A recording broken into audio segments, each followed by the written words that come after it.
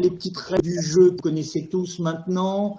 Comme nous sommes trop nombreux, nous ne ferons pas de tour de table préliminaire. Donc, je vous remercie de bien vouloir couper vos micros pour éviter les bruits parasites, qui sont toujours déplaisants, à la fois pour la personne qui présente et puis pour les auditeurs. Par ailleurs, pour la bonne forme, je vous précise qu'il a... Vous faites le DAF vendredi ou pas du coup? Pas aujourd'hui? Si vous voulez bien couper vos micros. Ok. Merci. Donc, je vous précise que nous allons procéder à un enregistrement. Super, merci. Tout à l'heure. Merci de bien vouloir couper vos micros.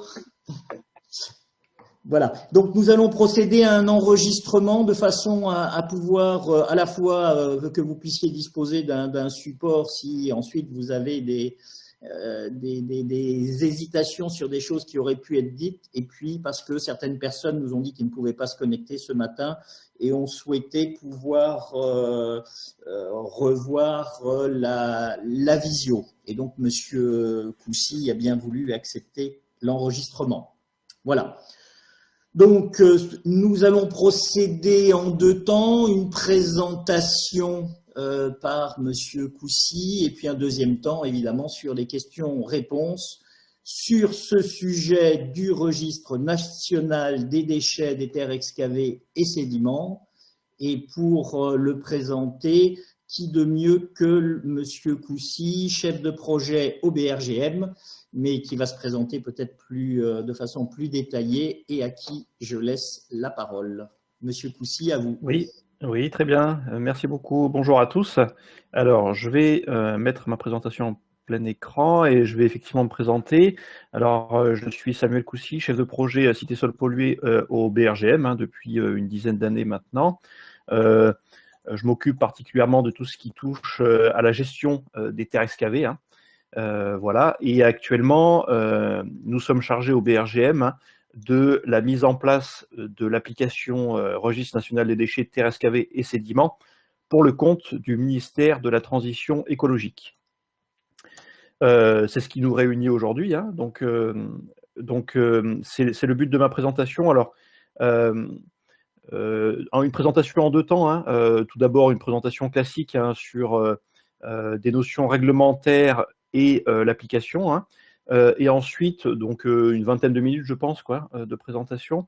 Et ensuite, je prendrai bien évidemment en fait toutes les questions que vous aurez. Donc, le registre national des déchets, terres excavées et sédiments. Alors, ce registre vient finalement d'un renforcement de la traçabilité des terres excavées qui provient, dans un premier temps, des évolutions européennes qui ont été retranscrites en droit français. Alors, quelles sont ces évolutions européennes? C'est notamment la directive cadre des déchets qui a été modifiée en 2018 et qui précise que les États membres doivent créer un registre électronique relatif aux déchets dangereux pour, je cite, consigner les données relatives aux déchets dangereux visées au paragraphe 1 pour l'ensemble du territoire géographique de l'État membre concerné.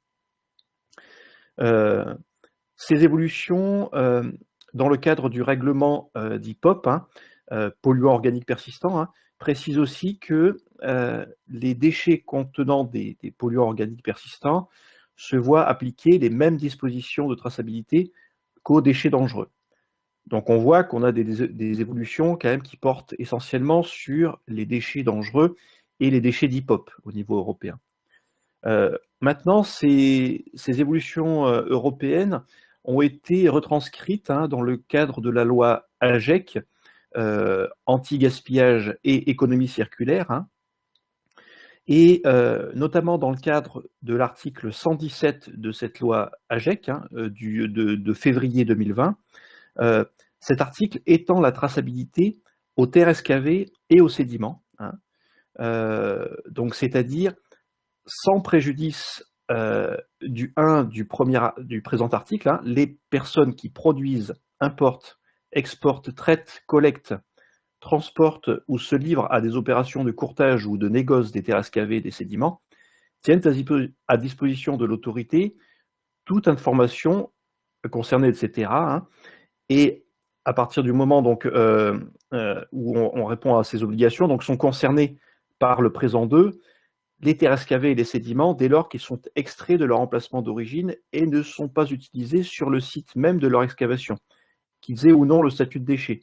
Donc, alors, je fais un peu la lecture, là, j'en suis désolé, mais au final, c'est important pour bien comprendre les choses, dans le sens où, finalement, cet article précise que la traçabilité des terres excavées ne dépend plus uniquement de leur statut de déchet, hein. Elle est vraiment étendue, et elle est aussi étendue aux courtiers, et elle dépend du statut des terres, donc déchets dangereux, déchets contenant des polluants organiques persistants, et terres sans statut de déchet, en fait, quoi. Mais voilà, on couvre, on est beaucoup plus large que les simples terres qui présentent le statut de déchet. Donc, dans le cadre de la loi AGEC, donc, qui a été publiée en 2020, hein, 2 autres documents ont été élaborés en 2021. C'est notamment le décret du 25 mars 2021 relatif à la traçabilité des déchets, terres excavées et sédiments, hein, qui précise 2 choses. Hein.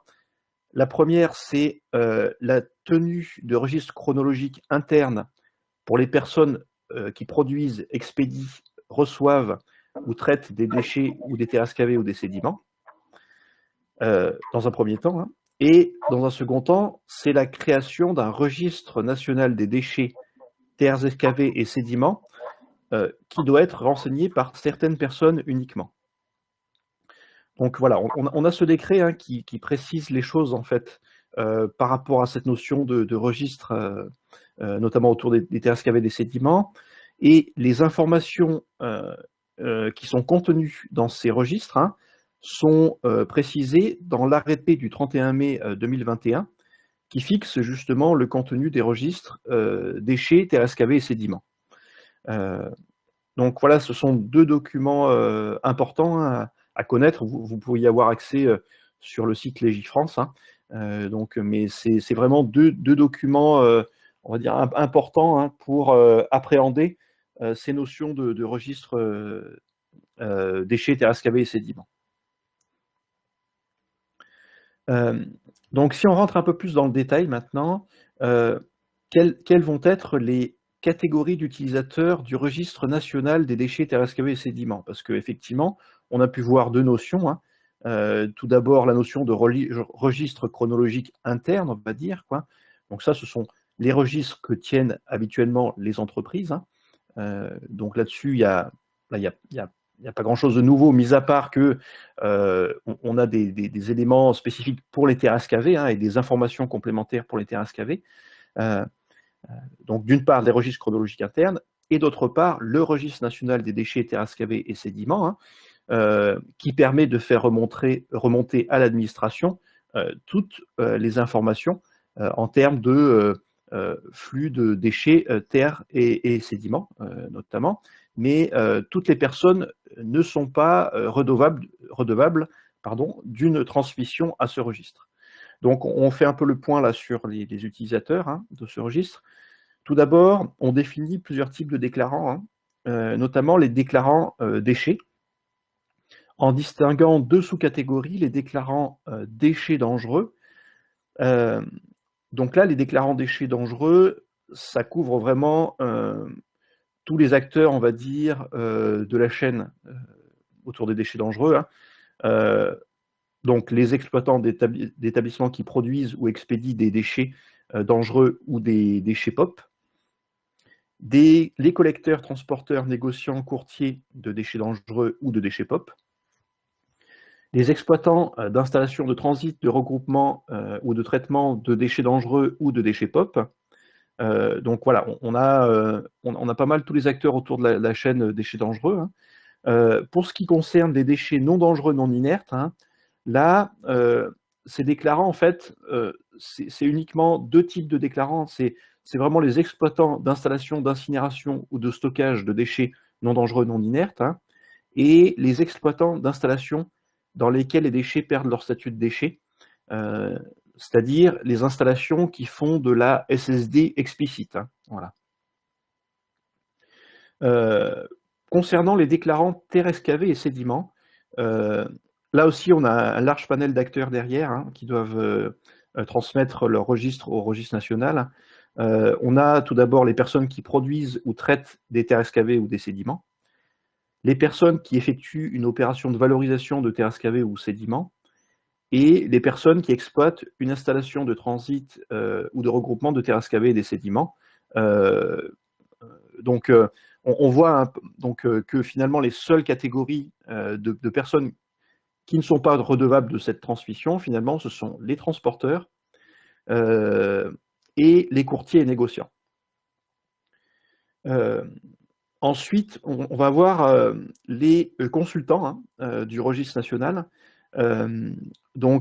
Qui peut effectuer une consultation du registre national? Ça va être déjà les personnes qui ont déclaré, hein, donc les déclarants déchets, TRSKV et sédiments, et ensuite les services de l'État, avec voilà, des catégories bien précises. Donc ça c'est essentiellement les inspecteurs des installations classées hein, dans les DREAL, mais aussi ça peut être certaines personnes, notamment de la DGFIP, hein, pour tout ce qui est taxes notamment, hein, notamment la TGAP. Quoi. Donc, pour résumer un petit peu les différents acteurs et les différentes obligations, en termes de traçabilité, là je fais un zoom hein, sur les TRSKV uniquement. Quoi. Donc, concernant les TRSKV non dangereuses, avec ou sans statut déchet, hein, on a obligation de tenue de registre chronologique, hein, avec une exemption de conservation si on a une transmission au registre électronique. Le registre national électronique doit être donc les informations doivent être transmises à ce registre national électronique pour la plupart des acteurs, excepté pour les transporteurs, courtiers et négociants. Une fois que le contenu d'un registre chronologique est transmis au registre électronique, donc au registre national, il n'est pas nécessaire de le conserver, hein, donc il y a exemption hein, de conservation des données dans ce cas-là. Les données sont disponibles sur le registre électronique hein, pour à la fois l'exploitant, en fait, le déclarant, on va dire, de manière générale, et l'inspecteur. On a une exemption de déclaration pour de tenue de registre, hein, tout simplement, pour les ménages, hein, bien évidemment, et aussi pour les petits volumes, hein, c'est-à-dire lorsqu'on a des opérations qui sont inférieures à 500 mètres cubes. Voilà. Et lorsque les terres sont utilisées sur le site même de leur excavation, dans la limite d'une distance parcourue par les TRSKV au maximum de 30 km sur ce site. Donc ça, c'est des notions assez importantes qui sont bien précisées dans le décret traçabilité. Donc là, j'ai fait le point sur les TRSKV non dangereuses. Concernant maintenant les TRSKV dangereuses ou contenant de l'amiante, hein, donc là, on va avoir l'obligation d'émettre un bordereau de suivi de déchets dangereux ou un bordereau de suivi de déchets amiantifères via l'application Track Déchets cette fois-ci. Par contre, on l'a vu tout à l'heure, hein, que dans ce cas-là, on est redevable aussi de transmettre des informations en termes de registre des déchets dangereux. Hein. Et dans ce cas-là, finalement, le registre national électronique, il est alimenté automatiquement par l'application Track Déchets. Donc là, il n'y a pas de double saisie à faire. À partir du moment où on émet un BSD via Track Déchets, le registre national électronique, il est automatiquement alimenté par les informations qui sont alimentées dans Track Déchets. Concernant donc on a l'obligation aussi de tenue d'un registre chronologique hein, et avec exemption de conservation, car le registre national est alimenté automatiquement. Donc là, dans ce cas-là, on a des exemptions aussi hein, qui sont pour les ménages, pour les personnes qui ont notifié un transfert transfrontalier de déchets. Donc dans ce cas-là, qui doivent passer par l'application Gistrid, hein, et les personnes qui sont admises à déposer des déchets dangereux dans des déchetteries ou qui les remettent à un collecteur ou qui remettent à un collecteur hein, de petites quantités de déchets dangereux. Donc c'est les seules exemptions hein, pour les terres dangereuses. Et sinon, dans tous les autres cas de figure, on devra émettre un BSD qui alimentera automatiquement le registre national. Donc, quand on parle de registre national électronique, de quoi s'agit-il, hein? Il s'agit d'une application, hein, qui est disponible, qui est accessible, hein, depuis janvier 2022. Hein. Donc, en abrégé, c'est l'application RNDTS. Hein, voilà. Vous avez accès à toutes les informations et à l'application sur le site que vous avez là sur cet écran. Hein, c'est rndts-diffusion.développement-durable.gouv.fr. Donc voilà, il est référencé dans Google, vous le trouverez. Vous trouverez notamment sur le site de diffusion des informations concernant la réglementation en vigueur, un guide utilisateur et une foire aux questions, des actualités sur notamment les nouvelles versions, hein, qui sont mises en ligne au fur et à mesure, et ensuite un lien vers l'application elle-même. Alors, vous trouverez aussi des informations sur ce site, hein, sur notamment la période de tolérance. Hein. Pourquoi? Parce que le ministère de la Transition écologique a mis en place une période de tolérance par rapport à la réglementation. Hein. Donc, cette période de tolérance, elle est mise en place du 1er janvier 2022 au 30 juin 2022. C'est-à-dire que les déclarations au registre national pour les registres chronologiques tenus au cours de ce semestre, hein, pourront être effectués donc sans se voir appliquer les délais de déclaration prévus dans le décret. Hein. Ils pourront être remontés finalement à la fin de cette période-là. Hein. Donc, par contre, les délais de déclaration à RNDTS devront être respectés à partir du 1er juillet 2022. Donc voilà, par rapport à cette période de tolérance. Donc, qu'est-ce que ça veut dire, hein? Parce que effectivement, dans le décret traçabilité, on a des notions de délai de déclaration. Par exemple, hein, pour les terres excavées et les sédiments, les personnes donc, doivent déclarer à RNDTS au plus tard à la fin du mois suivant le fait générateur. Un fait générateur, c'est l'excavation, par exemple, d'un lot de terre. Hein. Donc, c'est-à-dire que si on a une excavation qui est faite, par exemple, au 14 mars hein, de cette année, au 14 mars, là, sa déclaration doit intervenir au plus tard, devrait intervenir, hein, selon les règles du décret, au plus tard au 30 avril 2022. Bon. Dans le cadre de cette période de tolérance, on autorise à ce que cette déclaration soit effectuée au plus tard au 30 juin 2022. Voilà, donc finalement, ça signifie que, par exemple, dans le cas des terres excavées et sédiments, si le fait générateur de la déclaration est daté entre le 1er janvier 2022 et le 30 avril 2022, la déclaration pourra être effectuée jusqu'au 30 juin 2022.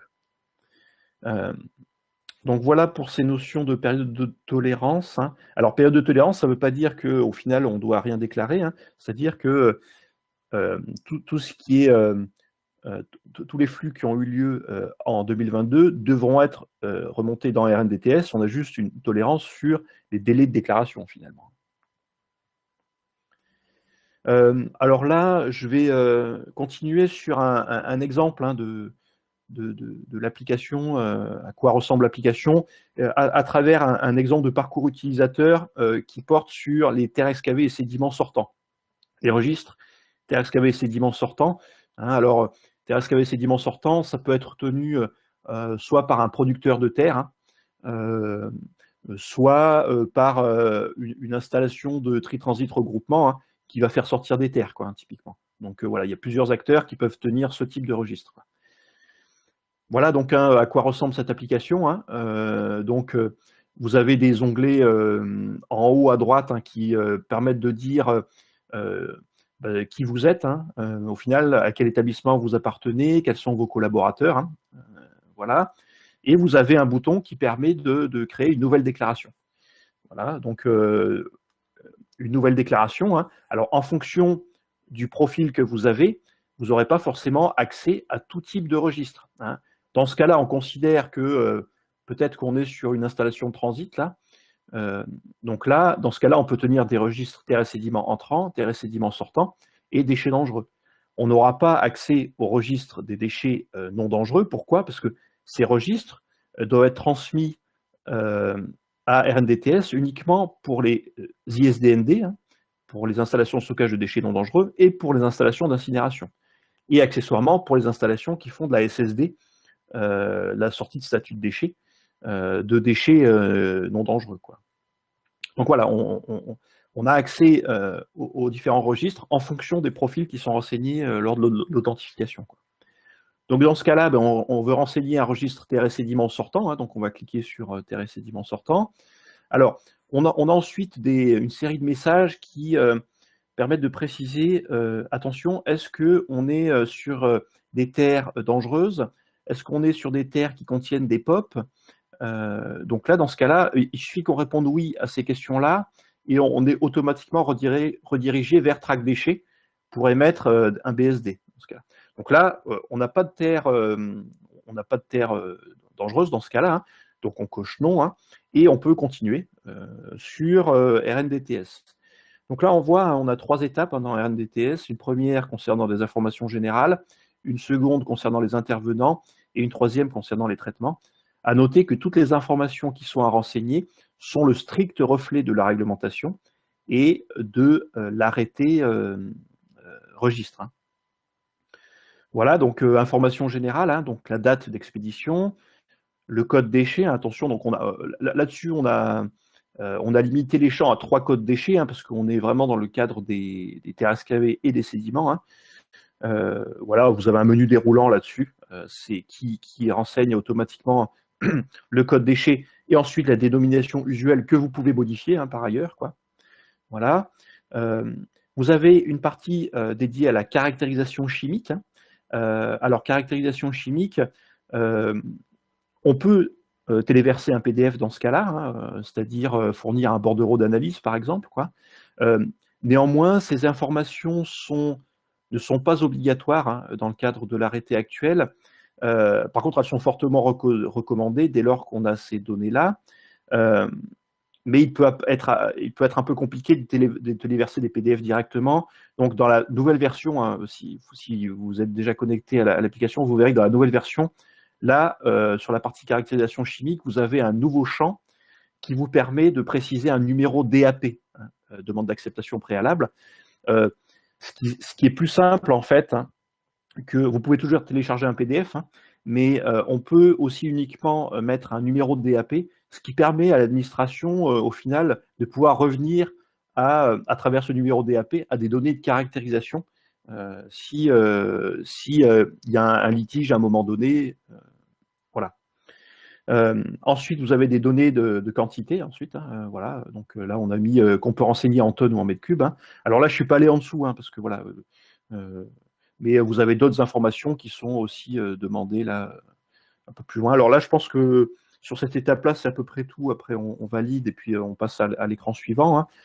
Sur les autres écrans, je vais moins détailler, hein, parce qu'après, ça, vous pourrez voir à quoi ça ressemble en manipulant l'outil. Hein.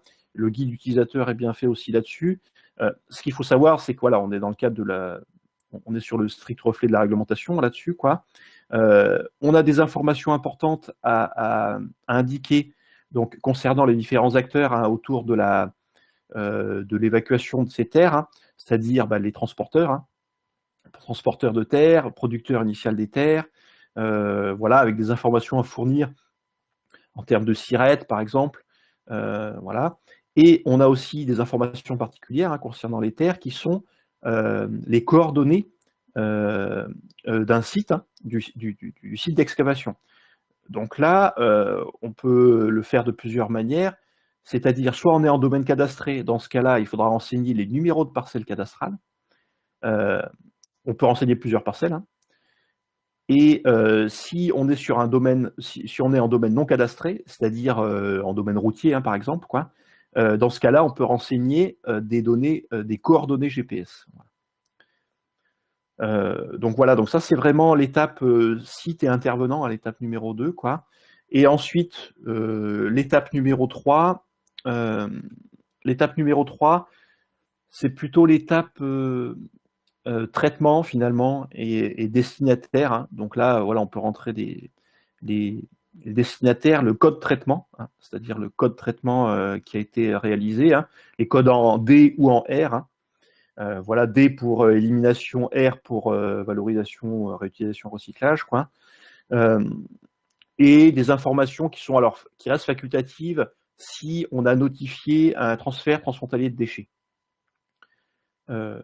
Voilà. Et ben, finalement, à la fin de ces étapes, hein, notre déclaration est émise et on peut aller la rechercher dans l'écran, la page d'accueil, on va dire, quoi, en cliquant bien évidemment sur le bon registre, hein, quel type de registre vous souhaitez rechercher, quoi. Alors, vous avez un système de filtre hein, qui permet de filtrer en fonction de la date de l'émission, du code déchet, etc., quoi. Donc, ça, je vous invite à aller regarder là-dessus, quoi. Une déclaration, elle peut vous pouvez cliquer pour aller la voir. Vos collaborateurs peuvent aussi aller la rechercher. Et vous pouvez la modifier. Par contre, tout ce qui est historique de modification sera pris en compte. C'est-à-dire que vous ne pourrez pas effacer une déclaration initiale. Vous pourrez uniquement la modifier, en fait, quoi. Voilà. Et l'administration pourra voir finalement quelles sont les déclarations qui ont été faites et finalement quel est l'historique autour des déclarations qui ont été émises. Donc voilà un peu pour l'application. Hein. Ça, voilà, l'idée après c'est d'aller voir un peu plus en détail comment elle est construite. Maintenant, je voulais évoquer rapidement les évolutions qui sont à venir, hein, parce qu'on est sur une application qui est évolutive, hein, avec des mises à jour régulières. Hein. Et donc, quelles sont ces évolutions à court terme, hein, d'une part. Donc, à court terme, on va mettre en place une API entreprise, c'est-à-dire que les entreprises qui disposent de systèmes informatiques hein, de tenue de registre pourront s'interfacer automatiquement avec RNDTS, en fait, quoi. Dans ce cas-là, il n'y aura pas de double saisie, c'est-à-dire que tout ce qui est saisi via les applications entreprises sera bancarisé directement dans RNDTS. On va mettre aussi en place un fichier d'échange au format CSV pour saisir en masse des déclarations. Donc là, c'est voilà, un fichier en fait avec plusieurs lignes. Hein. Donc le format, on communiquera prochainement aux fédérations. Hein. Donc un format en mode Excel, hein, en fait, hein, avec des règles pour le remplir, hein, mais c'est assez basique, on va dire. Hein, c'est vraiment des lignes. L'important, c'est d'avoir toutes les informations qui sont demandées. Hein. Mais à partir du moment où enfin, ce fichier est rempli, il pourra être uploadé, on va dire, hein, dans l'application pour saisir en masse les déclarations.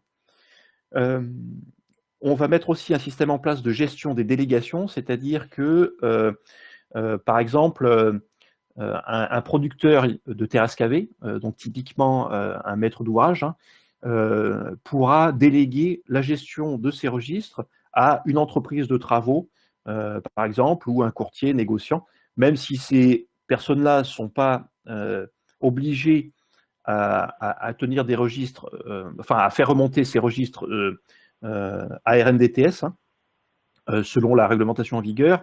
Il a paru important de mettre en place ce type de système de délégation. Hein. Donc ce sera visible dans la prochaine version de l'application.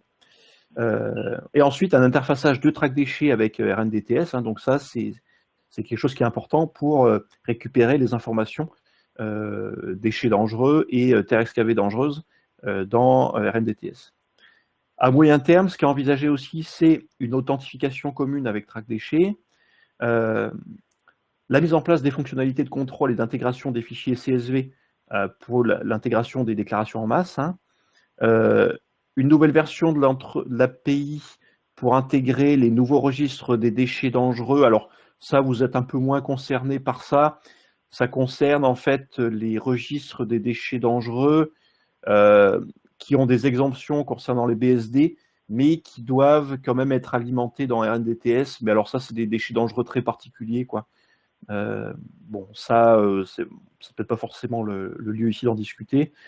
La mise en place de rôles administrateurs entreprises, hein, qui peuvent regrouper, on va dire, les personnes qui déclarent dans l'entreprise qui par numéro SIRET, on va dire, par type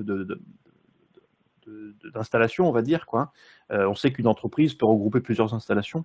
Donc, l'idée, c'est de mettre en place des rôles, on va dire, supérieurs, voilà, des administrateurs un peu plus supérieurs, quoi. Et ensuite, les interfaces pour les déclarations au registre des déchets dangereux non soumis à BSD, mais ça, c'est ce que je disais tout à l'heure, ça me concerne un peu moins. Et l'export des registres en format CSV. Donc voilà, j'ai fini avec cette présentation. J'espère que vous avez bien, il n'y a pas eu de coupure, que vous avez bien tout entendu là. Et je vais en profiter pour prendre les questions.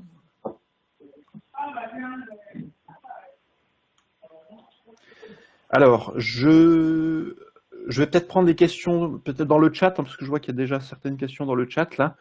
Et puis après, si vous voulez intervenir soit dans le chat, soit directement, n'hésitez pas, quoi. Alors, rien qui s'affiche. Alors, bon, j'espère que tout le monde a pu voir la présentation. Google Chrome, ok. Alors j'ai une première question. Alors, si j'ai bien compris, pour les TSKV dangereuses, on aura émis un BSD sur track déchets, et c'est track déchets qui alimentera RNDTS automatiquement. Oui, c'est tout à fait ça, oui, effectivement. Donc dans ce cas-là, il n'y a pas de double saisie. En fait, vous saisirez une fois dans track déchets. Pourquoi? Parce qu'en fait, pour les terres dangereuses, on a des obligations réglementaires spécifiques qui sont d'émettre un BSD, en fait, quoi. Et un registre n'est pas un BSD, en fait, quoi. Donc c'est pour ça qu'il faut utiliser track déchets. Néanmoins, les informations qui sont contenues dans ces BSD seront transcrites en informations registre et seront alimentées automatiquement, et permettront d'alimenter automatiquement RNDTS. Alors, la question d'une base test accessible. Donc, on est en train de mettre en place un environnement de pré-prod, donc type ce qu'on appelle un environnement bac à sable, hein, donc, qui sera notamment utilisé pour les tests des API. Hein. Oui. J'ai tout essayé, j'ai même essayé de les contacter tous. Pardon, je crois qu'il y a un micro qui n'est pas coupé, s'il vous plaît. Et du coup, donc oui, il y aura une base test qui sera accessible hein, de pré-prod là. On enverra les liens assez rapidement en fait, quoi. Et on va surtout l'utiliser cette base pour tester avec les entreprises la connexion aux API en fait, quoi. Alors, une autre question sur en tant que centre de regroupement transit traitement, doit-on renseigner sous RNDTS les apports chantiers inférieurs à 500 m3? Alors ça, c'est une bonne question. Hein. On a eu la question notamment l'autre jour hein, dans le cadre d'un webinaire avec l'UNICEM UNPG qui avait posé la question au ministère de la Transition écologique, hein, parce qu'effectivement, les notions de 500 m3, hein, elles concernent un chantier, en fait, quoi. Donc, on va dire que on doit déclarer au registre quand on a des chantiers qui sont supérieurs à 500 m3, on va dire, quoi.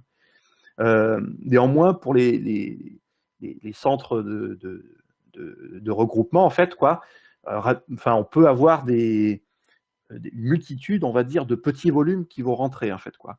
Dans ce cas-là, en fait, la réponse du ministère, c'était vraiment qu'on doit transmettre ces informations au registre national, en fait, quoi. Voilà.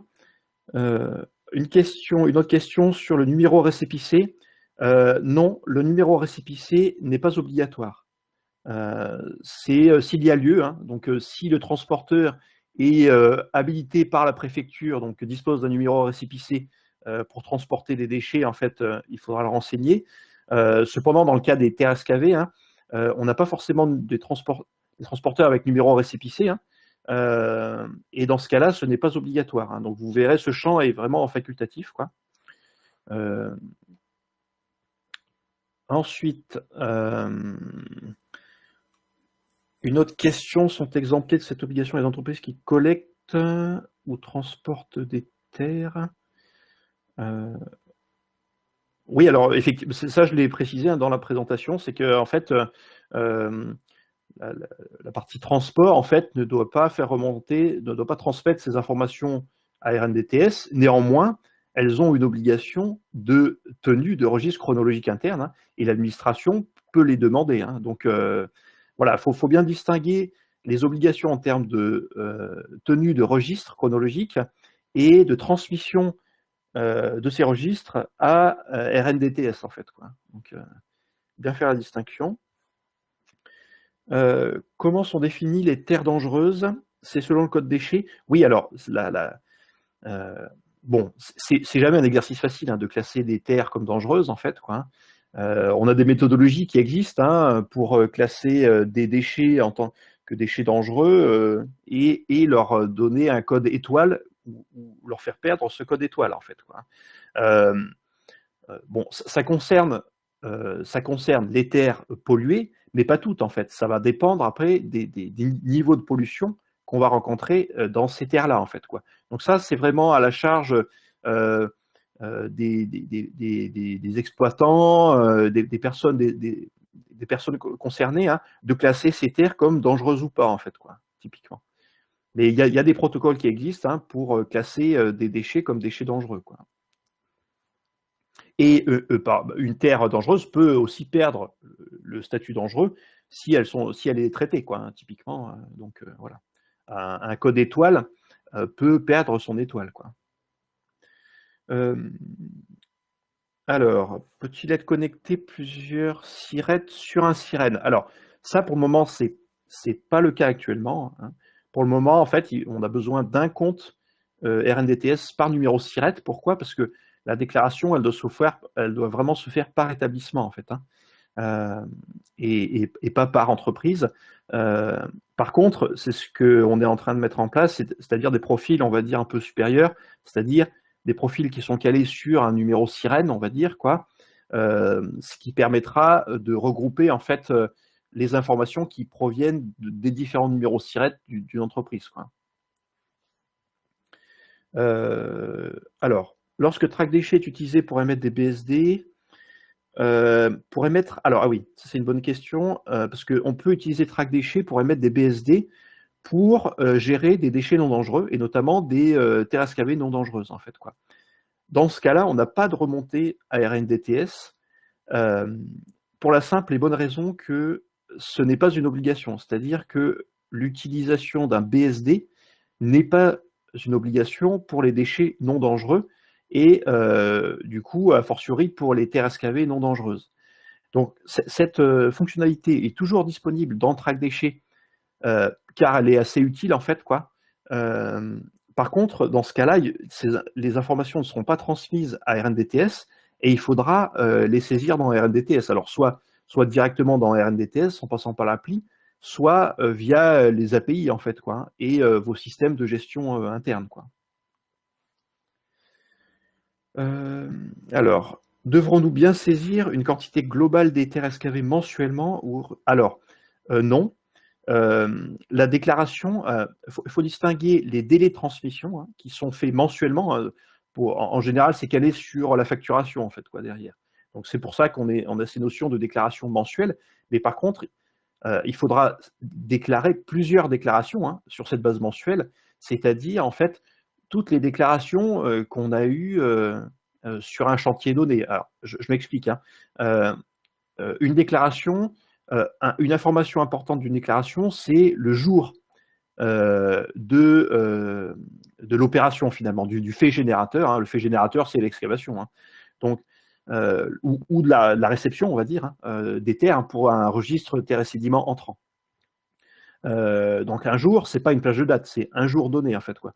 Donc en fait, il faut faire vraiment une déclaration à minima, enfin il faut faire une déclaration par jour en fait, quoi. Alors dans ce cas-là, on peut regrouper effectivement les terres en une déclaration sur la base de cette journée-là, on va dire, quoi. Si en fait ça concerne le même lot, hein, attention, on a aussi cette notion forte, hein, dans le décret de traçabilité, enfin plutôt l'arrêté registre, quoi, de lot de terres excavées, hein.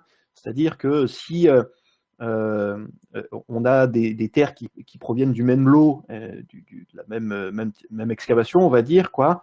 On peut les regrouper sur une même déclaration, mais à condition que cette excavation ait été faite sur une journée. Si on a un chantier qui dure plusieurs jours, il faudra faire des déclarations sur tous les jours en fait concernés par ce chantier.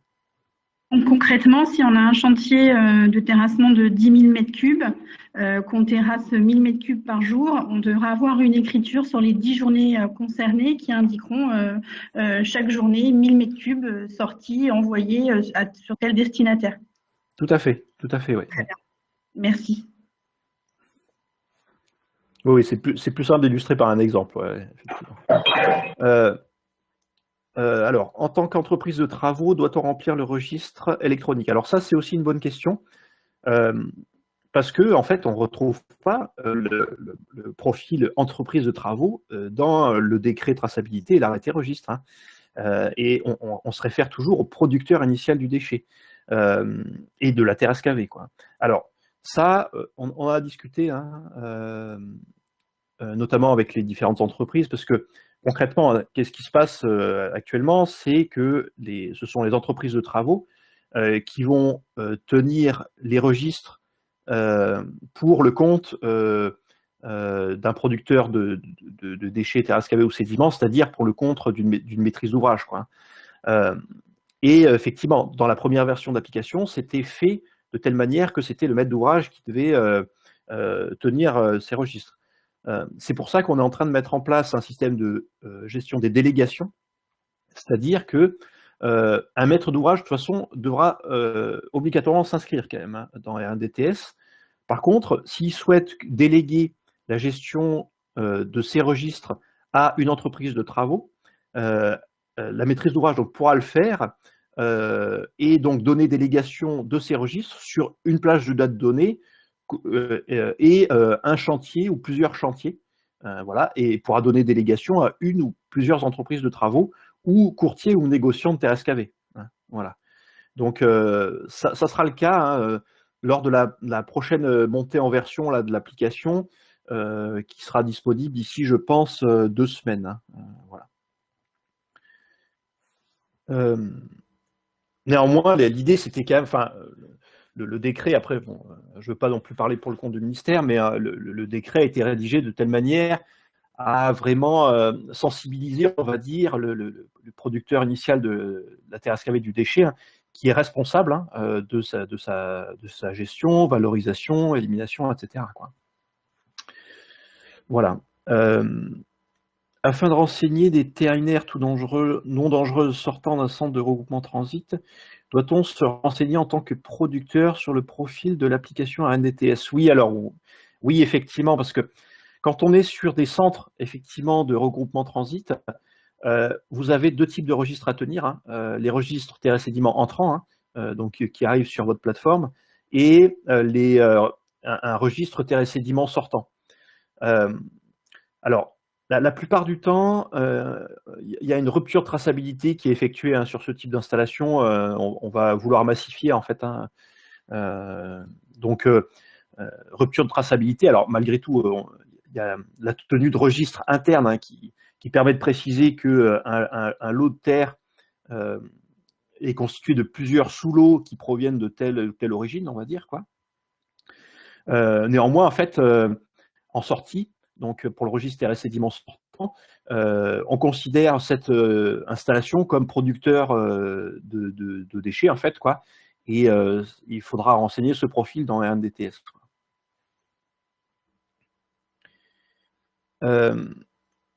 Alors, une autre question sur les... Oui. Oui, et du coup, dans ce cas-là, quelle parcelle cadastrale on renseigne, en fait, quand ça sort? Oui, bah alors ça, dans ce cas-là, ouais, c'est une bonne question, en fait, quoi.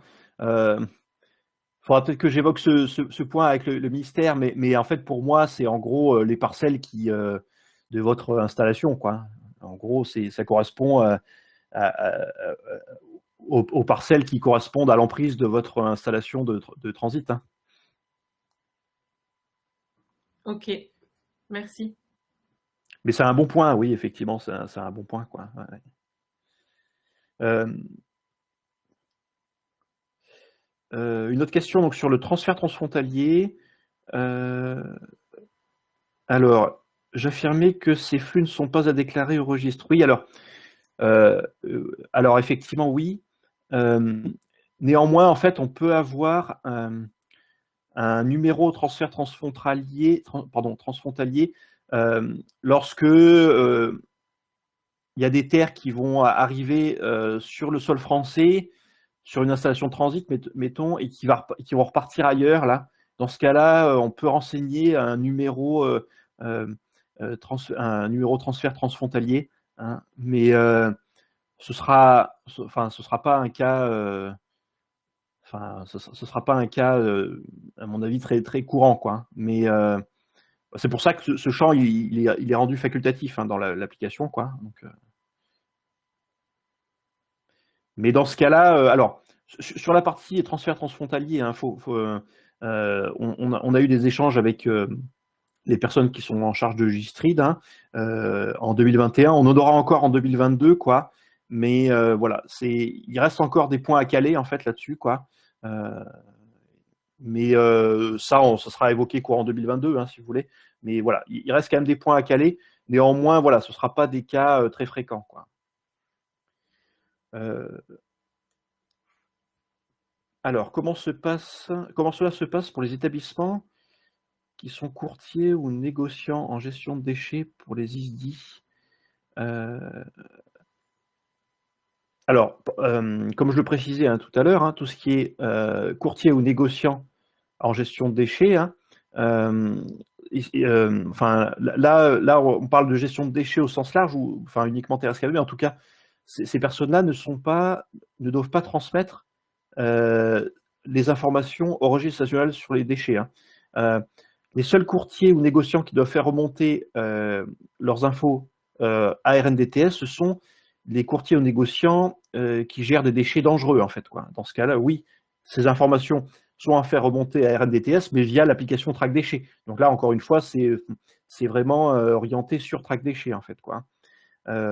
Donc voilà. Par contre, effectivement, les courtiers et négociants doivent malgré tout tenir des registres chronologiques internes, en fait, quoi, mais n'ont pas l'obligation de les transmettre à RNDTS, quoi.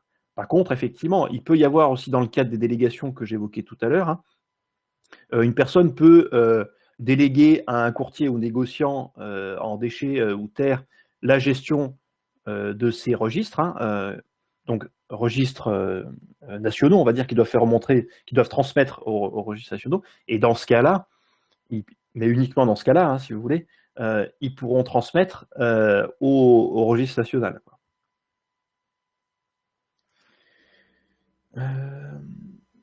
Ensuite, une question, comment renseigner RNDTS si plusieurs chantiers dépendent d'un même numéro de SIRET?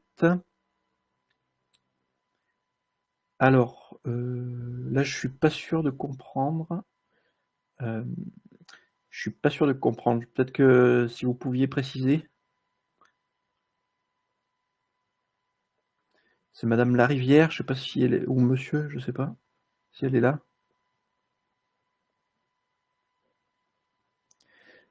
Parce que en fait, pour moi, là, il n'y a pas de sujet dans le sens où dans le cas d'un chantier, hein, mettons, voilà, vous avez un chantier donné. Dans ce cas-là, qui devra renseigner RNDTS? Déjà, c'est la personne qui produit les terres, donc le maître d'ouvrage, hein. Donc le maître d'ouvrage, il aura un SIRET, en fait, quoi, lui, et donc il va pouvoir renseigner RNDTS, en fait, quoi. Et ensuite, après, ces terres, elles seront évacuées et elles vont partir sur une installation de transit, par exemple, de regroupement, là. Et dans ce cas-là, l'installation de transit regroupement, ben, elle tiendra son registre terrestre sédiment entrant sur la base de son SIRET, en fait, quoi.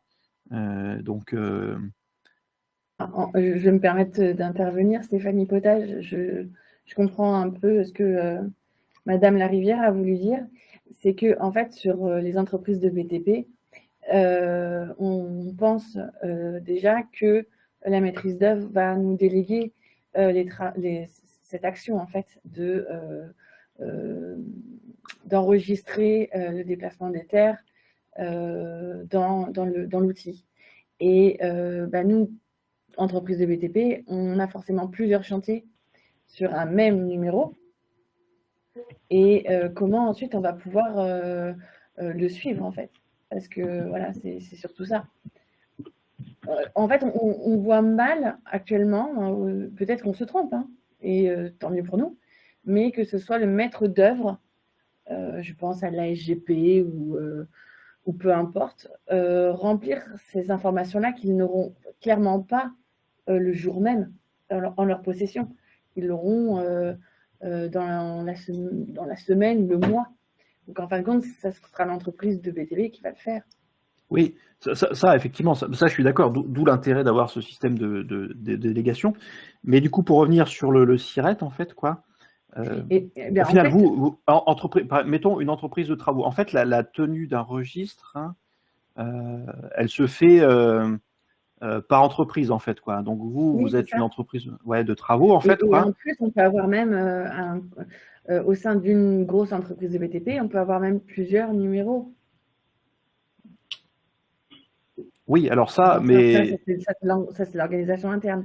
Mais n'empêche qu'on peut avoir sur, par exemple, n'importe quelle grosse entreprise de BTP, plusieurs chantiers, donc sous ce même numéro.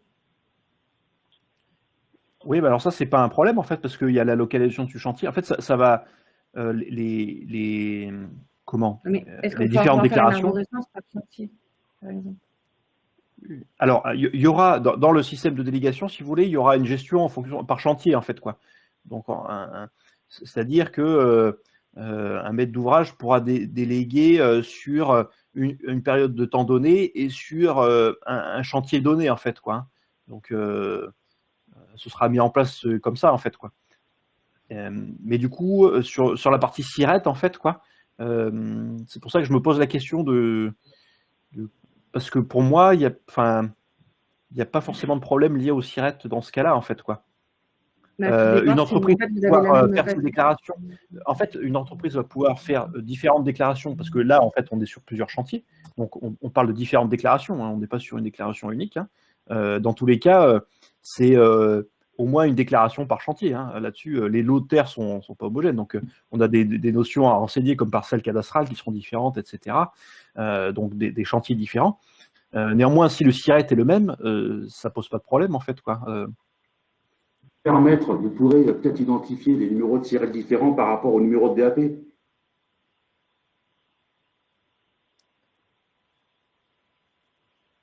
Oui, mais encore une fois, là, je vois pas. Bon, en tout cas, peut-être que je sais pas. En fait, il faudrait qu'on puisse tester tester vraiment sur effectivement l'outil, sur la version bac à sable. Peut-être que effectivement, ça nous éclaircirait un peu plus sur notre façon de comment on va s'organiser, parce que là, ça reste flou là-dessus, en tout cas. Parce qu'il y aura vraiment une question d'organisation, de comment on va s'organiser pour pouvoir être le plus efficace sur la réponse dans votre outil, vous voyez. Est-ce qu'on aura la même façon de faire que sur Track Déchets ou pas du tout, ou voilà.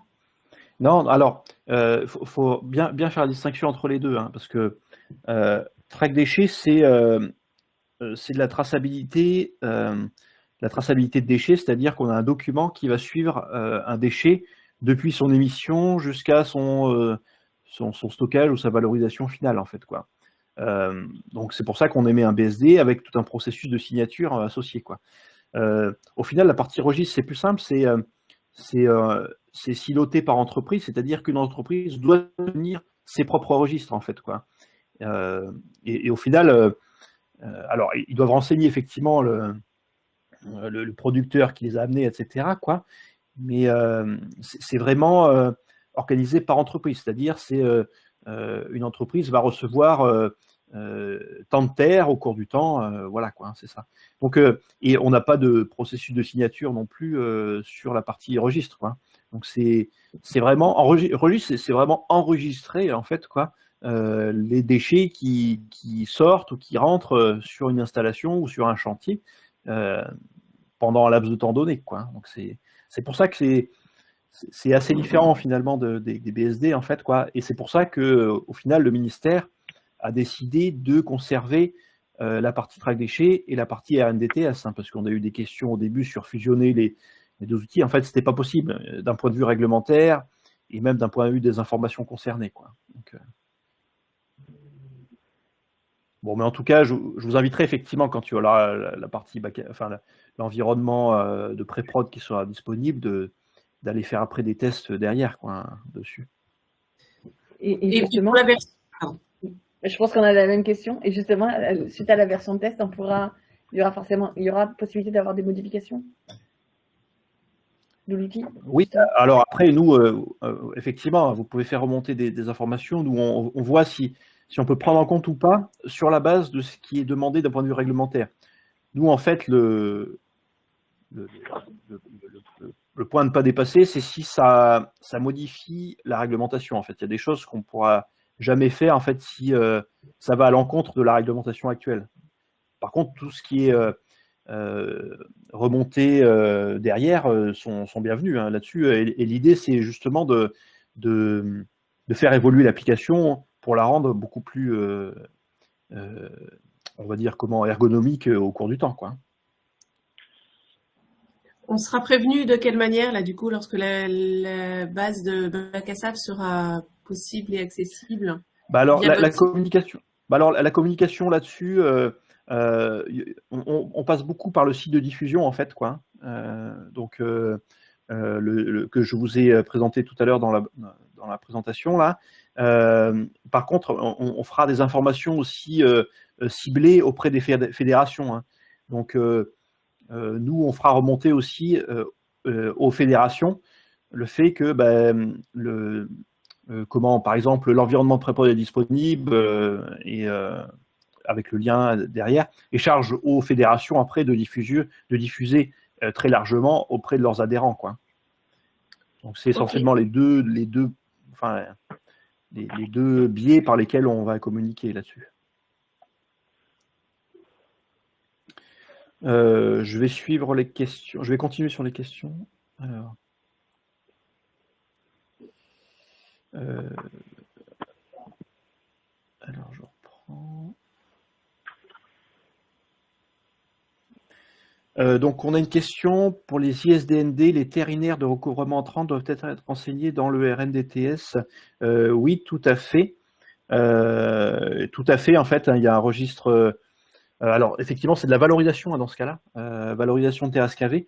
Donc, dans ce cas-là, les ISDND, en fait, auront un registre terre et sédiments entrant, en fait, quoi, pour bancariser ces aspects-là, quoi.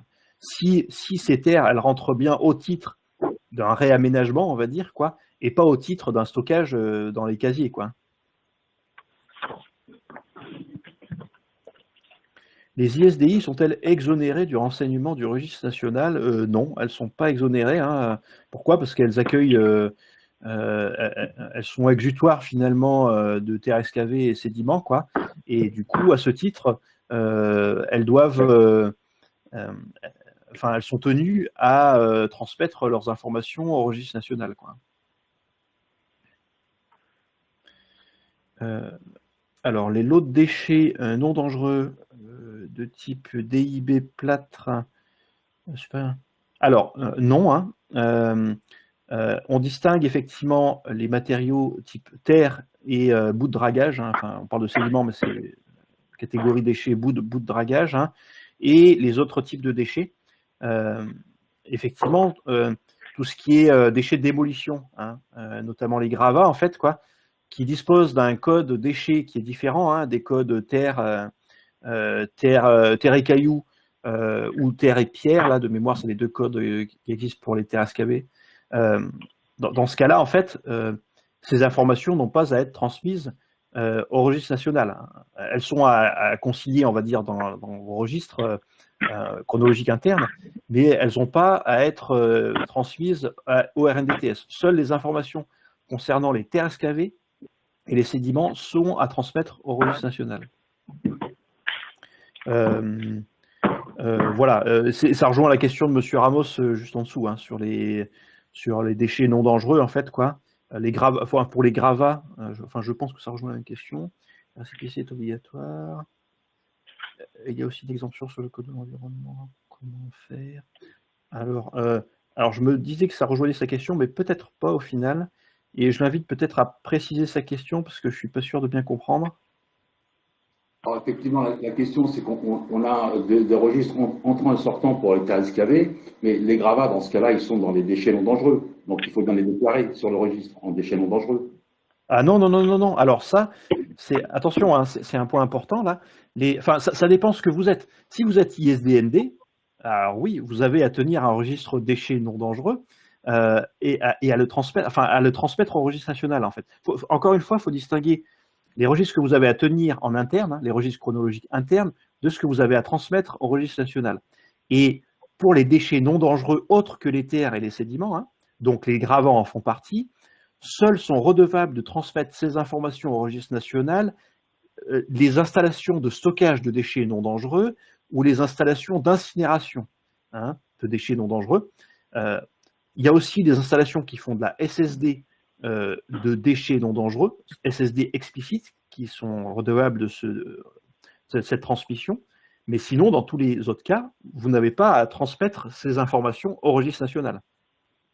Et si je suis en déchets non dangereux, ou en ISDD, ça passe par feu déchets, ça voulait dire? Non, ça passe pas. Non, parce que vous êtes sur des déchets non dangereux, donc ça passe pas par track déchets en fait, quoi. C'est juste à consigner dans vos registres internes.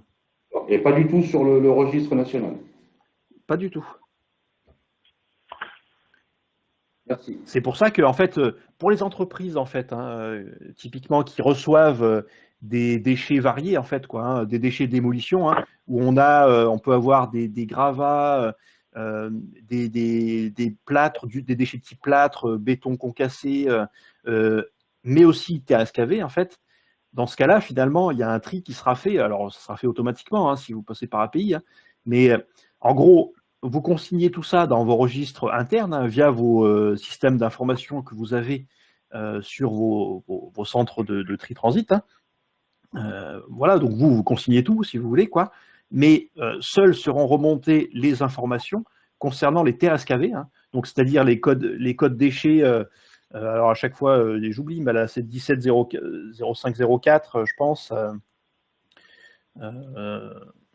170504, 17 et l'autre là qui est en 20, voilà quoi. Donc il n'y a vraiment que deux codes terre excavée. Sinon, en fait, tout le reste ne sera pas remonté à RNDTS, quoi. Ok, donc oui, une entreprise, une ISDND. Pardon, j'ai pas Sauf compris. si on est une ISDND. Là, vous avez dit qu'il y avait d'autres choses à remonter. Ah oui, ben, tout à fait. Si vous êtes ISDND, dans ce cas-là, vous avez à tenir un registre DND, enfin DND entrant et DND sortant, mais c'est surtout des DND entrants. Et dans ce cas-là, tous les déchets qui vont rentrer sur votre installation sont à transmettre à RNDTS. Donc, mais c'est un cas assez spécifique. Donc les DIB, le plâtre, tout ça, on déclare. Ah, vous devez. Ouais, si vous êtes ISDND, oui. Et pour les ISDI, on déclare également tous les codes déchets. Non, pas pour les ISDI. Pas les ISDI. Pour les ISDI, c'est que les terres. Pour les ISDI, c'est que les terres, oui.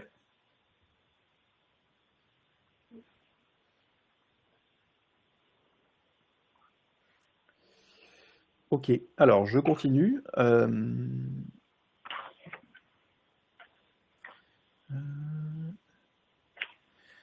Alors, sur un gros chantier, le maître d'ouvrage pourra déléguer à son entreprise principale, mais c'est le sous-traitant terrassier qui aura la possibilité de renseigner de manière efficace le registre. Comment les cascades de délégation.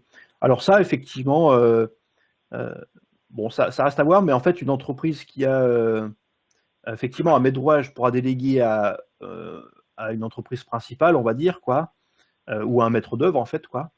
Qui pourra redéléguer derrière, en fait, quoi. Ce sera possible, en fait, quoi, à travers la mise en place. Enfin, faut que je reboucle avec les développeurs derrière, mais je pense que ce qu'on a mis en place, ça permet de gérer, en fait, cette cascade de délégation, quoi.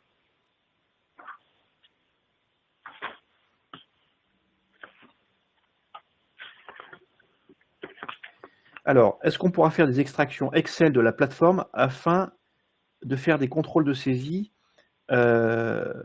Oui, oui, oui. Alors ça, c'est prévu à moyen terme, hein, c'est-à-dire une extraction, alors pas Excel, mais CSV, mais bon, c'est la même chose, hein, vous pouvez convertir un fichier CSV en Excel, en fait, quoi. Donc, oui, oui, des extractions seront possibles de ce que vous avez déclaré, oui. Oui.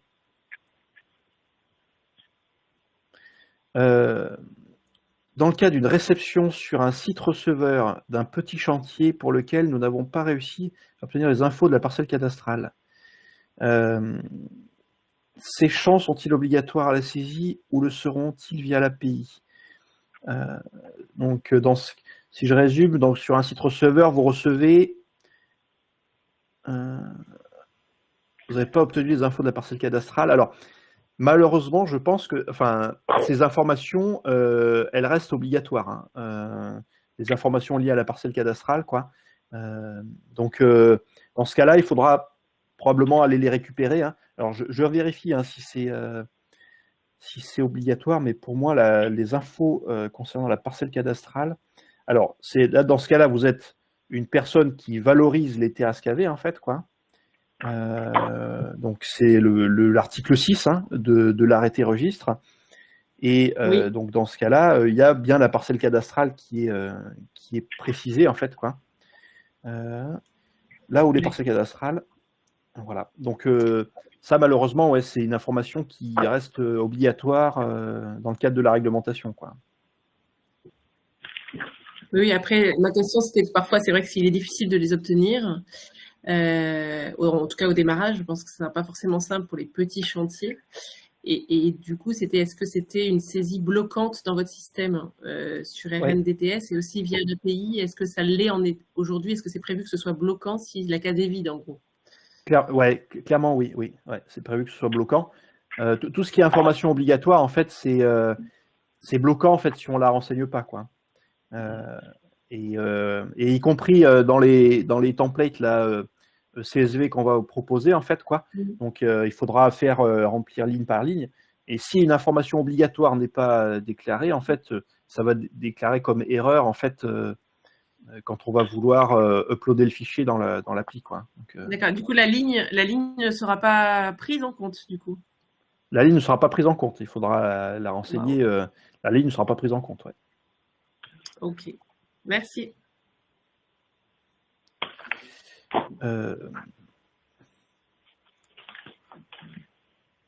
Alors, ouais, sous le RNDTS actuellement, il est impossible d'ajouter d'autres collaborateurs. Oui, alors on a eu pas mal de demandes dans ce sens-là, en fait, quoi.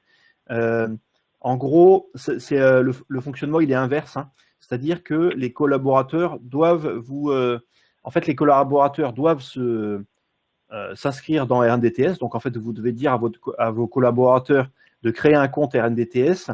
Et vu que vous serez sur le même numéro SIRET, en fait, quoi, dans ce cas-là, en fait, le collaborateur qui va renseigner le même numéro SIRET que vous va être automatiquement, donc il va avoir un message qui va rediriger automatiquement vers vous. Et dans ce cas-là, en fait, vous verrez votre collaborateur qui vous demande l'accès et vous pourrez valider son accès, quoi. Donc, le fonctionnement actuel, il fonctionne comme ça. On verra si on le modifie, en fait, quoi. Mais en tout cas, c'est pas la priorité actuelle. On a pas mal de chantiers en cours, notamment sur les API, etc., qui sont plus prioritaires que ça, quoi. Et actuellement, le fonctionnement, c'est vraiment chaque collaborateur s'inscrit sur la plateforme, en fait, quoi, et demande un rattachement après derrière, quoi. Et après, vous êtes rattaché, quoi. Hein, mais donc sur la même entreprise après, donc vous pouvez voir vos déclarations, etc. Vous pouvez même passer administrateur certains collaborateurs, et par contre il faudra que ces collaborateurs fassent la démarche de s'inscrire sur la plateforme, quoi. Les TSKV et réutilisés à moins de 30 km sont exemptés. Alors non, en fait les seuls qui sont exemptés, c'est les TSKV qui sont réutilisés à moins de 30 km sur le même site, hein, sur le même site d'excavation. Donc en gros, c'est surtout pour les chantiers routiers, hein, que ça a été fait, hein, cette exemption, parce que 30 km, des sites de 30 km, voilà, sinon habituellement on n'en a pas souvent quand même, hein. Mais sinon, dans tous les autres cas, si les terres elles sortent du site, hein, si elles font, je sais pas moi, 500 mètres, 1 km, dans ce cas-là, on n'a pas l'exemption, hein. Et dans ce cas-là, il faudra déclarer les registres, à moins qu'on soit sur des volumes inférieurs à 500 mètres cubes. Alors, pouvez-vous de nouveau expliquer les obligations pour les ISDND? Pour les ISDND, en fait, vous devez tenir, enfin, de toute façon, vous tenez vos registres, hein, mais vous devez remonter, transmettre les registres déchets non dangereux, entrants et sortants, hein, à RNDTS, hein, dans ce cas-là, donc pour une ISDND. Et alors, effectivement, tout à l'heure, on avait évoqué le fait de la remise en état d'une ISDND avec des terres, en fait, quoi. Dans ce cas-là, on est sur de la valorisation de terres excavées. Donc là, vous serez aussi une personne qui valorise des terres excavées. Et à ce titre, vous devez tenir un registre terres et sédiments sortants dans le cadre du réaménagement de l'ISDND. Par contre, tout ce qui est terre qui rentre sur l'ISDND en tant que déchets non dangereux, on va dire, quoi, et qui sont stockés dans des casiers dédiés, dans ce cas-là, ça relèvera de votre registre DND, en fait, quoi. Donc là-dessus, voilà. Donc, mais vous devez faire remonter toutes les informations DND, en fait, dans RNDTS pour les ISDND.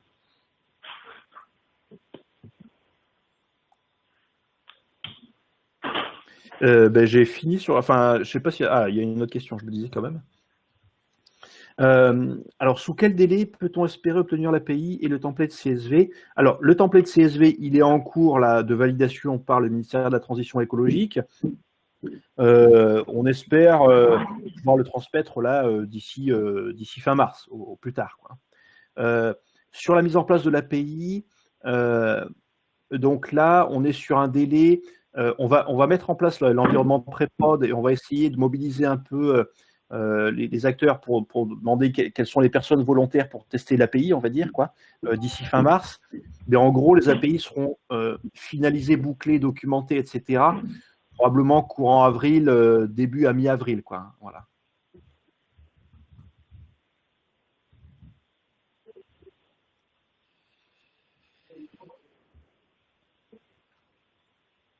Je ne sais pas si vous avez d'autres questions, en fait. Là, j'ai terminé sur les questions du chat. Mais si vous avez d'autres questions, n'hésitez pas. Moi, j'en ai encore une. J'en ai encore une. Pour créer nos comptes, si on a pour objectif d'utiliser l'API, oui. Est-ce qu'on doit en amont bien générer l'ensemble, créer les comptes manuellement, donc à la saisie dans RNDTS, SIRET par SIRET, ou est-ce que l'API prévoira de les générer automatiquement, si vous voulez, au départ? Comment est-ce que... Parce que... Ouais, c'est une bonne question et j'ai pas la réponse là. Il faut que je revoie avec mes développeurs parce qu'on a eu des échanges par rapport à ça pour l'API d'authentification, en fait, quoi. Et ça, je me rappelle plus. Je pense qu'il faut quand même à minima se créer un compte via Cerber, là. Mais je suis pas sûr et ça, là-dessus, il faut que je reboucle avec mes collègues. À ce moment-là, est-ce que vous pourriez nous apporter la réponse dans vos foires aux questions? Oui, ok, oui. Merci.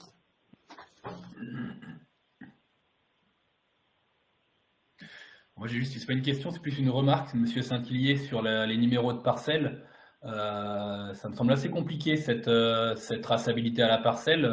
Il y a des fois, il y a des multitudes de petites parcelles sur une zone, avec plusieurs parcelles qui seront terrassées dans la journée. Il y a également, alors, en difficulté que je vois pour ce point, beaucoup de RP, beaucoup de logiciels métiers des entreprises n'ont pas forcément ce champ parcelle, il n'existe pas. Qu'on soit d'ailleurs aussi ISDND, ISDI ou installation de transit, dans nos registres, on ne suit pas les numéros de parcelles, on n'a pas forcément de champ pour ça. Donc le rendre obligatoire au démarrage ça me semble problématique. Ok, alors c'est bien noté, hein, du coup, là-dessus, c'est une question réglementaire, c'est plutôt pour le ministère de la Transition écologique, hein. Là-dessus, nous, c'est pas nous qui avons rédigé le décret et l'arrêté derrière, en fait, quoi. Donc, malgré tout, en fait, le souhait du ministère, c'est vraiment d'avoir une traçabilité vraiment fine, en fait, et c'est pour ça qu'il y a cette échelle de la parcelle qui a été rajoutée, hein, dans l'arrêté registre, en fait, quoi. C'est maintenant une information obligatoire, en fait, quoi. Alors, je conçois, hein, que ce soit pas présent dans les ERP des entreprises, parce que ce n'était pas le cas actuellement, en fait, quoi, hein, et la réglementation est assez récente par rapport à ça. Néanmoins, ça reste maintenant un champ obligatoire. Donc après, là-dessus, sur la phase chantier, n'hésitez pas à globaliser les choses, je pense, quoi, hein, et de renseigner en fait toutes les parcelles qui sont couvertes dans l'emprise du chantier. Voilà. Mais malgré tout, ça reste un champ qui est attendu en fait, hein, dans le cadre de cette réglementation, quoi. Et par lot, du coup, on est limité en nombre de parcelles, du coup, ou pas? Par chantier, côté producteur et côté receveur, au niveau de l'exutoire, pour un camion arrivant et qui va se déverser, du coup, dans une emprise, on a un nombre limité de parcelles maximum ou pas? Non. Alors, je crois qu'on l'a limité, mais pour des raisons un peu SI, quoi. Mais je pense qu'on l'a limité à des nombres assez importants, quoi. Et donc, non, il n'y a pas de limite, hein, sur le nombre de partiels que vous pouvez renseigner en même temps pour une même déclaration, quoi. Ok.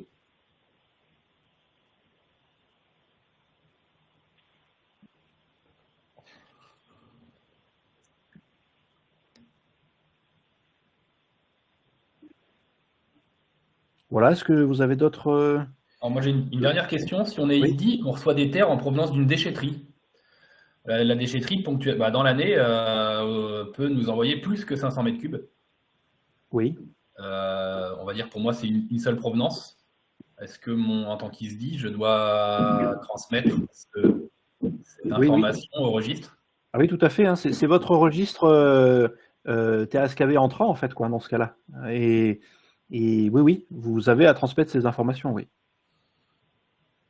Parce que l'obligation des 500 mètres cubes pour les sites receveurs ne s'applique pas. Alors attention, parce que l'obligation des 500 mètres cubes, c'est vraiment, quand on lit la réglementation, hein, c'est vraiment sur un chantier, en fait, quoi. Si on a une opération qui fait plus de 500 mètres cubes sur un chantier donné, quand on se place du côté des entreprises qui reçoivent les terres, c'est plus compliqué. Et c'est pour ça qu'à l'époque, les adhérents de l'UNPG avaient posé la question au ministère, qui indiquait que pour tout ce qui était centre de tri, mais aussi ISDI, hein, fortiori, quoi, à partir du moment où on recevait des lots de terre de plusieurs origines, même si on était inférieur à 500 mètres cubes, et que derrière, on massifiait, en fait, quoi, qu'on allait avoir des lots plus importants sur l'installation, on va dire, dans ce cas-là, on était quand même redevable d'une transmission au registre national, malgré tout, quoi. Donc là, ça rentre dans ce cadre-là, en fait, ce que vous me dites sur la partie déchetterie, quoi. Et je pense même, y compris, si on est sur des volumes inférieurs à 500 mètres cubes, parce que ce qui provient d'une déchetterie, on n'est pas sur un chantier, en fait, quoi. On est vraiment sur des terres qui sortent d'une installation, quoi. Donc voilà, quoi.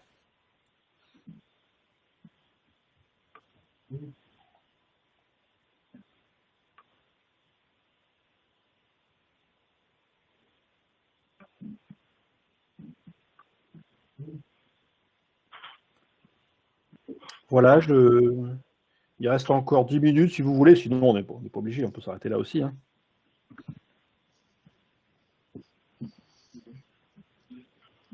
S'il n'y a plus de questions.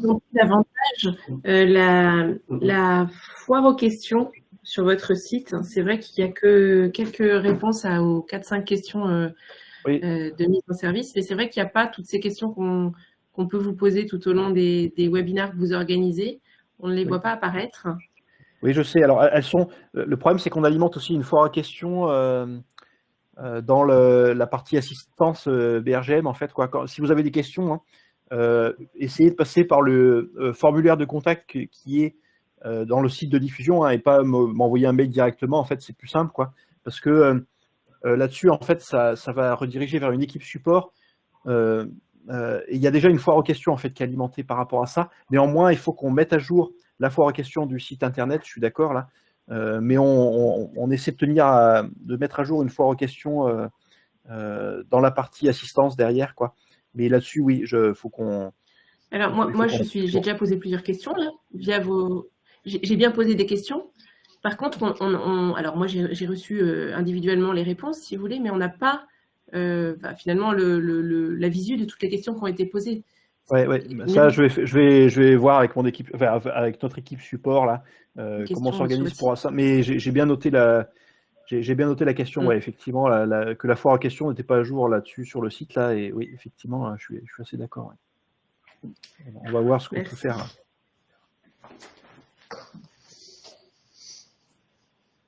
Il y avait également un mode opératoire qui était vu, enfin manuel utilisateur pour saisir sur la plateforme avec les petites évolutions qu'il y a eu, qu'il va y avoir. Il va être remis à jour, il va être distribué il est mis à jour. Ouais. Alors là, il a déjà été mis à jour pour la version 1.1.1 là, qui a été mise en ligne il y a en début de semaine en fait, quoi. Il est mis à jour en fait dès qu'il y a une nouvelle version qui sort, oui. Donc le guide utilisateur est mis à jour, ouais. Je pense qu'on est plus à jour sur le guide utilisateur que sur la foire aux questions. Ouais. On peut se le procurer où exactement? Pardon, j'ai pas compris le début de la question. C'est sur quel site? C'est sur le site de diffusion en fait que je présentais tout à l'heure, rndts-diffusion. Après l'URL est un peu longue, mais vous tapez Registre national déchets dans Google et vous avez accès au site. Et là, vous allez dans le guide utilisateur hein, et vous avez accès à ce. Sur l'écran d'accueil. Ouais. Voilà. Merci.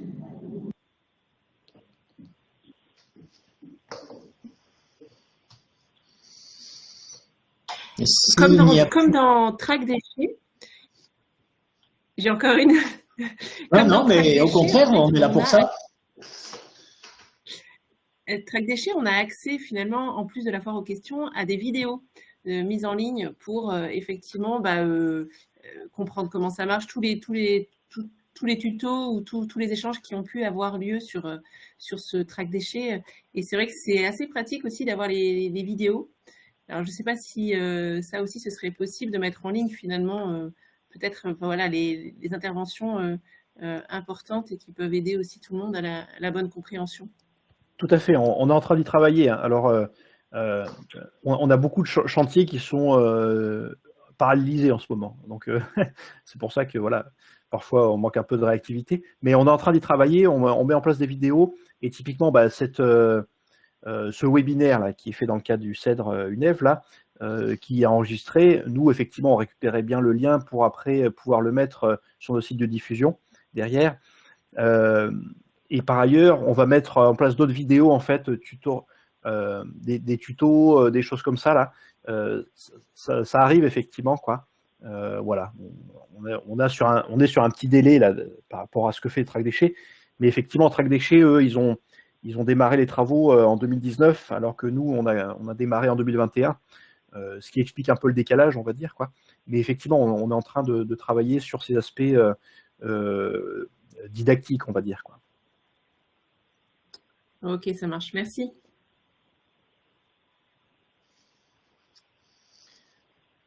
Profitez-en. S'il y a encore quelques interrogations, c'est le moment. Et j'en profite, si encore une fois, je suis désolée, par rapport au délai, du coup, parce qu'effectivement, donc l'API, et j'entends hein, que vous avez eu peu de temps pour tout faire, et ça, on le comprend bien. L'API qui était prévue fin janvier, finalement, on l'aura du coup courant avril. Après nous, il faut que nos informaticiens aussi soient en mesure d'être prêts. C'est vrai que le délai, du coup, pour nous-mêmes être prêts avant le 30 juin se réduit fortement. Est-ce qu'il y a une demande qui a été faite auprès de l'administration de décaler ce délai ? Oui, alors, on est bien conscient hein, que effectivement, nous, c'était vraiment notre priorité 1, la mise en place de ces API. Voilà. Néanmoins, ça prend du temps hein, de mettre en place des API, etc., quoi. Même si on a une grosse équipe de développement derrière, en fait, quoi. C'est pour ça que voilà, on a pris le temps qu'il fallait pour mettre en place ces API. Sur la demande de report de la période de tolérance, ce que je peux vous dire, c'est que oui, il y a des personnes qui ont demandé s'il y avait des reports possibles, etc., quoi. Là-dessus, je ne peux pas vous dire ce que répond le ministère de la Transition écologique. Là, pour le moment, ils ont pris acte de ces demandes-là, si vous voulez, quoi, mais sans plus, quoi. Hein. Donc, pour le moment, on reste sur ces délais-là du 1er juillet, en fait, quoi. Voilà, 30 juin. Mais on est bien conscient que, ouais, effectivement, la période d'interfaçage après, derrière, elle peut être assez courte hein, pour les entreprises, quoi. À minima, il faudrait qu'elle soit au moins décalée d'autant du retard que vous avez pris. Et encore une fois, vous n'y êtes pour rien. C'est juste que le délai était court pour vous aussi. Mais On en est bien conscient. Voilà. On en est bien conscient là-dessus. Et je vous dis, hein, il y a des demandes de report, hein, qui ont été faites auprès du ministère.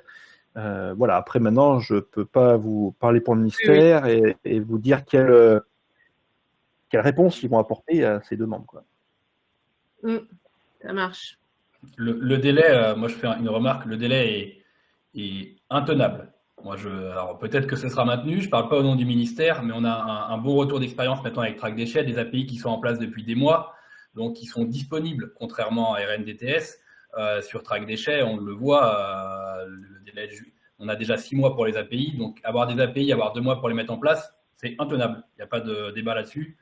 Surtout que quand on commence à connecter les systèmes, on s'aperçoit, et là il y a beaucoup d'anomalies qui remontent, et ensuite vous aurez de nouveau une phase de correction des API, même si vous essayez d'anticiper au maximum. Pour moi, c'est pas réaliste. Ouais, on verra ce que répond le ministère. C'est noté, c'est noté. Il n'y a pas de problème. Là. Vous pouvez, alors après, voilà, vous pouvez au titre du CEDRE ou de l'UNEV faire une demande aussi auprès du ministère, hein, là-dessus. Mais c'est bien noté. J'ai une question, moi, ou plutôt concernant la plateforme. Il y a une zone qui n'a pas été prévue, ça serait la possibilité d'intégrer un numéro interne afin de pouvoir faire des contrôles derrière. Parce qu'aujourd'hui, on va faire des saisies, mais les saisies se ressemblent en termes de mètres cubes. Les camions, ça va être la même IMAT, le même chantier, le même producteur, la même IMAT. Donc, il y a un petit manque de pouvoir identifier dans ce qu'on saisit, pouvoir intégrer un de nos numéros internes. Ok, donc numéro interne, déclaration, parce qu'il y a la possibilité de mettre un numéro DAP en fait, quoi. Oui, non, mais le DAP, c'est pareil, c'est un numéro unique pour plusieurs mouvements. Oui. On va mettre un numéro d'enregistrement de chez nous, par exemple. Ok, c'est noté, ouais. Ça peut être un numéro de bon, ça peut être un numéro de... Ouais, très bien.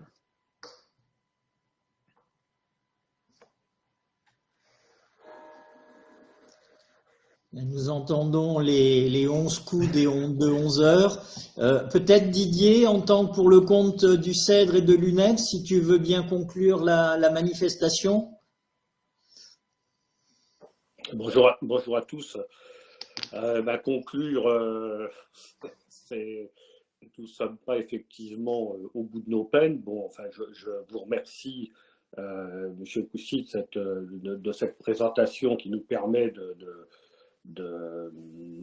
nous, comment dire, de nous, je ne vais pas dire nous habituer, mais de nous sensibiliser au sujet. Je pense que nos QSE dans nos entreprises ont encore beaucoup à faire, et nos services informatiques également. Et surtout, la difficulté de ça va être, pour à mon avis, les petites entreprises qui n'ont pas de services, qui sont dédiés à ce genre de choses. En tout cas, merci de votre présentation, et je pense qu'au niveau CEDRE, on va faire une publicité pour ce webinaire qui est enregistré. Je pense que ce sera, tous les gens qui n'étaient pas là, ce sera intéressant qu'ils le réécoutent. Bonne fin de journée. Très bien, merci. Et puis voilà, bonne journée à tous. Bonne journée. Merci. Au revoir. Au revoir. Au revoir. Mais au revoir.